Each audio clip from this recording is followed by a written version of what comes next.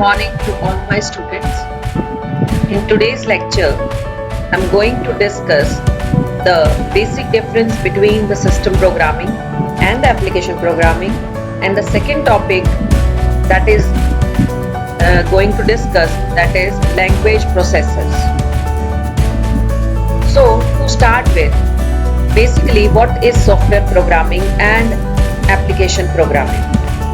When we talk about the system or software programming, it is the collection of components and art of designing a given program. That is, this programming is meant for the journal programming, whereas the application programming is the set of programs that view computer as a tool for solving a particular problem. That is, it is designed for a specific problem or the specific area. The system programs aims to produce a software which provides service to the computer hardware. That means it is basically an interface which communicates between the user and the computer hardware. But on the other side, application software is a software that is being used by the user for a specific purpose. For example, Word, Excel, PowerPoint.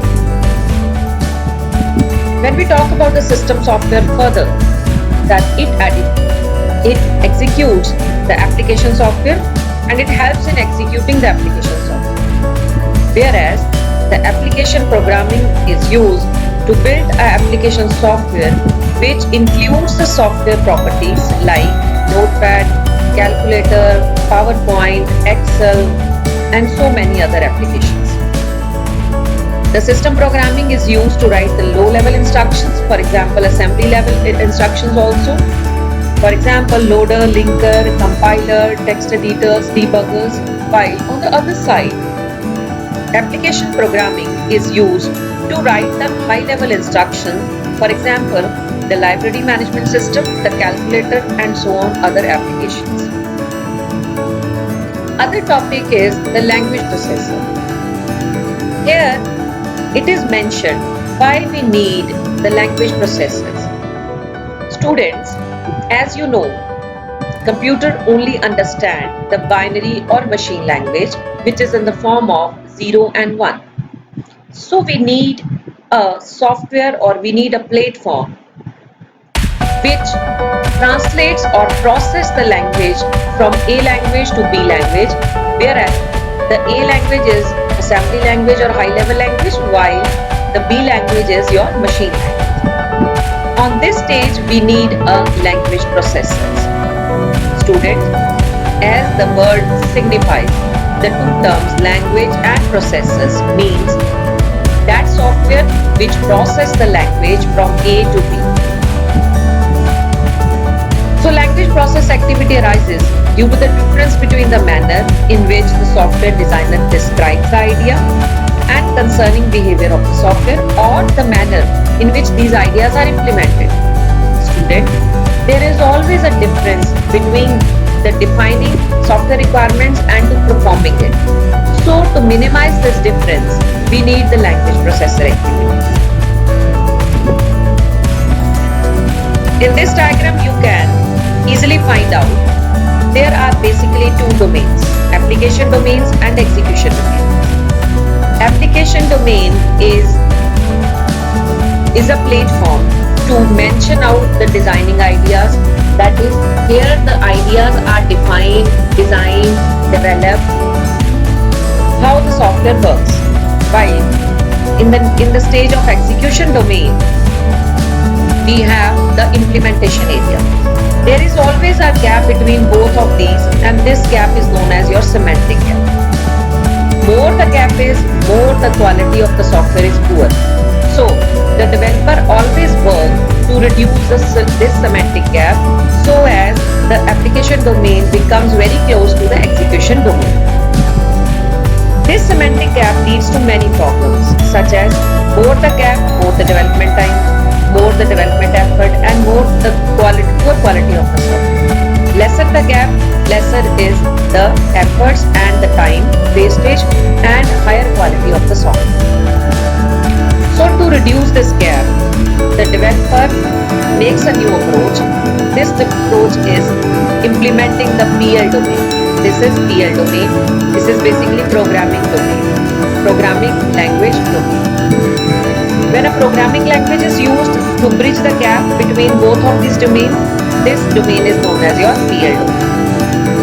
Here you can see easily the semantic gap is divided into two gaps, the specification gap and the execution gap. Here the specification gap is between the application domain and the PL domain, whereas the execution gap is between PL and execution domain.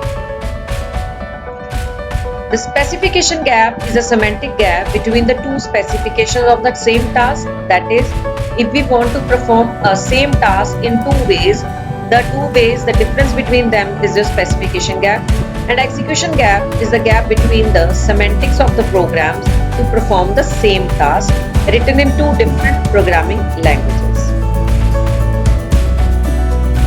So what is basically language processor?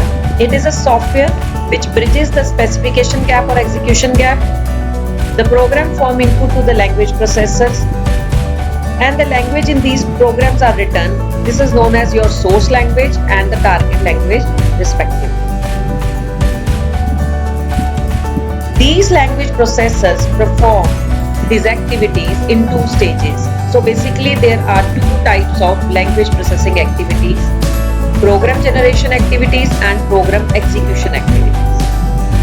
When we talk about program generation activities, the software which is responsible for these activities to be conducted is program generator. Here the program generator takes out the program specification and gives the program in a target PL language. It also gives errors if there is any bugging error in the program. Whereas the program execution activities, it includes two main sub activities: program translation and program interpretation. Program translation is used by the compiler or assembler depending upon what type of input language or what type of source program you are taking. If you are taking source program in assembly language, then the translator used here is the assembler, and it translates the language into the machine language, which is known as your target language.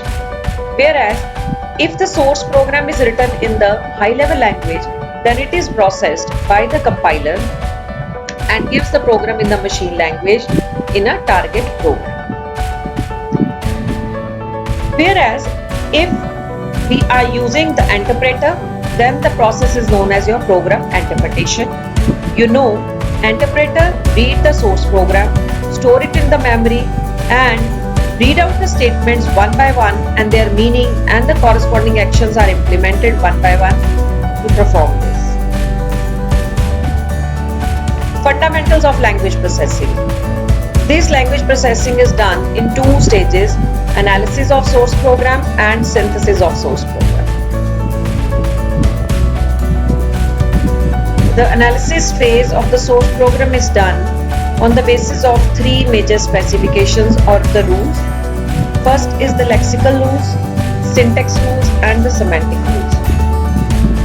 Here it is mentioned, the lexical rules are used for identifying the basic lexical units in the source program, whereas the syntax rules are governed by the syntax errors, and it is used to correct the syntax errors. For example, missing of semicolon, missing of braces and all. Semantic errors is basically used to represent the interpretation of the valid statements. The example of analysis phase we can take is taking a simple interest, principal, rate, time divided by 100. Here the lexical analysis identifies the simple tokens or the simple lexical units, that is multiplication, division as operator, 100 as a constant, and simple interest, principal as an identifier or the variables. Whereas the syntax analysis identifies the statement as an assignment statement. The semantic analysis represents the meaning of by assigning the values to the left hand side, that is in the simple interest. The synthesis phase is concerned with the construction of target language statement having the two meanings in the source. It basically performs two activities. Creation of data structure means it is used in the memory allocation, and second is generation of the target code. So this is all about the language processor and the processing activities. Hope you enjoyed the lecture.